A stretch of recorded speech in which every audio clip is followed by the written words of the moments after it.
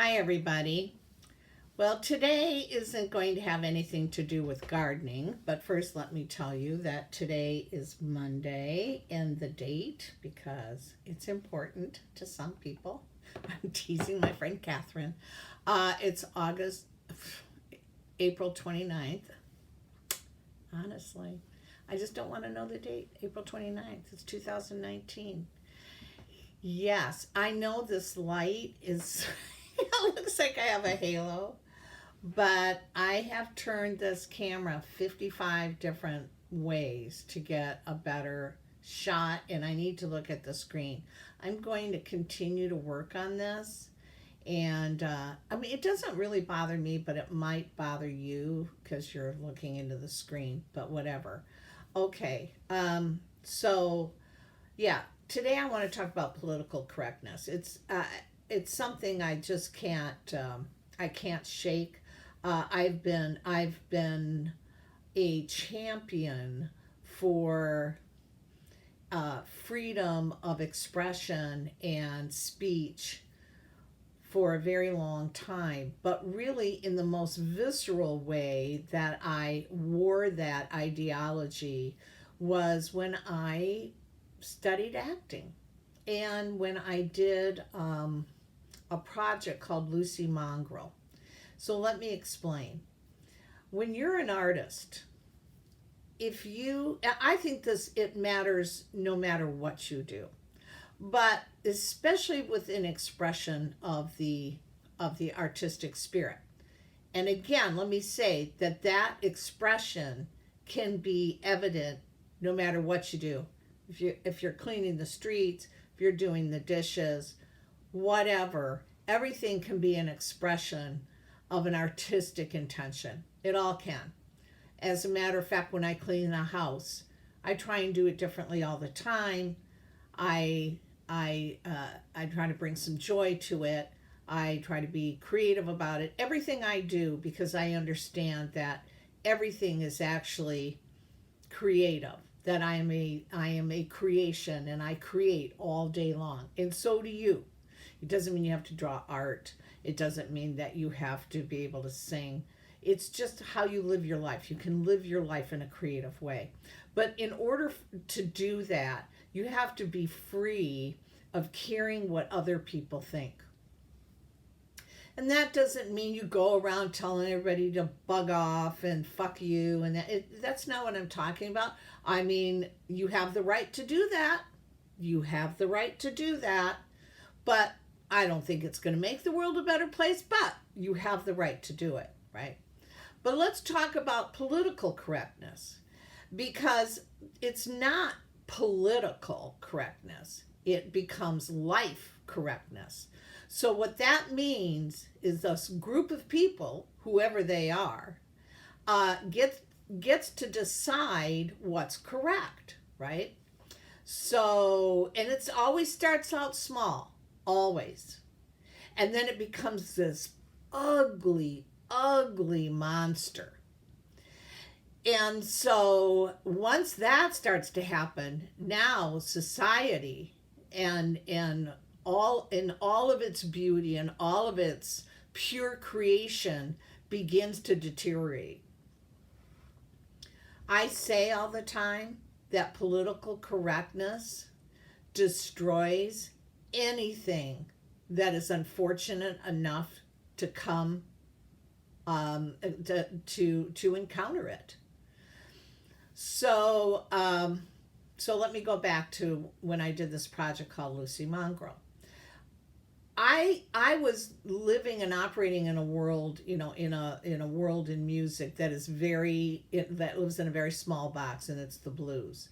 And we have, I call them the blues Nazis. They're usually white. They're not black. Actually, it's like, the conservatives. The conservatives seem to be, oh yeah, come on, you can be part of our party and everything. But you know, um, the black people could care less if white people are singing singing the blues. Actually, I was always welcomed by the blacks in the music business. Who I ran into problems with were always the white people, and they're so competitive. but they have deemed themselves as the champions, as the protectors of blues and what blues really is, right? So you can try and bust through that. I mean, I can remember when they didn't like Stevie Ray Vaughan. I have a memory that works. I remember when they would ostracize all these people, right? And so anyway, so I sort of played by the rules. I mean, I was already always fighting with somebody in the music business anyways. Didn't need to have more fights. And even though I thought I was really brave and I did whatever I wanted, not really. When I look back at it, I mean, it was definitely affecting some decision making. But I did pursue different people to work with than, say, the blues Nazis would, because I would hear something in someone that would really interest me. And I ended up with really good bands because I didn't live in this little tiny box. All right. So I wanted to do this project called Lucy Mongrel, and that project, it was, I wanted to take different styles of music and just smash them together. So like African rhythms and Irish, and someone speaking in Gaelic, and country music, and putting on top of African rhythms. Well, and then I called it Mongrel music. It's my favorite project I've ever done. And it got 2 Grammy nominations, and it got airplay on 2,000 radio stations, and it actually was probably better than any of my other records. But for me to pursue that, I had to tell myself that I wanted it to be impossible to play on the radio. And what I was doing was giving myself permission to be completely free as an artist, and not to have any of my decisions be based on what I thought others' opinions might be of me, right? Or what I was doing. It was so freeing, and that project was so brilliant. And believe me, people either love it or they hate it. And I don't care. It was a pure expression of this vision I had that I got to see from the beginning to the end, okay? And then also when I studied acting, and I was a musician for a long time, you're really cool when you're a musician. Hey, what's happening? All that stuff. When you go into acting, which I did in my 40s, it was a rude awakening. And you learn it's not about you, it's about the art form. And you get that loud and clear. And if you don't get that, boy, you're not going to be a very good actor, right? So it completely changed my focus about what really mattered. Okay, so here we are. I mean, now they're talking about taking George Washington off a mural because God only knows who that offended. And they want to, I mean, it never ends because somebody's always offended. Unfortunately, you guys, I'm not making this up. They tend to be on that socialistic liberal side. And I don't even like to identify through a party. But I'm telling you, that's what's going on. These people are offended by everything. You know what I say? You're a bunch of punks. Really? Why don't you come into my neighborhood and walk down the street and see how punky you really are? You're so offended by everything. I mean, go on downtown Detroit and tell people that you're offended. Somebody's going to smack you. So anyways, I mean, it's your right to say you're offended, but don't expect me to live by your rules, right? You can say it, but you can't change history because you're offended, okay? So, I mean, I'm on a neighborhood list, and I got off it. And I want to be a part of the community. But honestly, I'm just viewed as being too eccentric. Now, that's because I speak my mind. I would almost guarantee the majority of the people are in my camp, but they're too afraid to say so. And that's what happens. That's what happens on the YouTube channels, is that everybody starts to dial down exactly what it is that they want to say. You know what I did when they took my YouTube channel down? I like dummy down, and I put more C60 videos, and now I'm working really hard on my mailing list. It's like, screw you people. You're not going to keep me quiet. Are you kidding?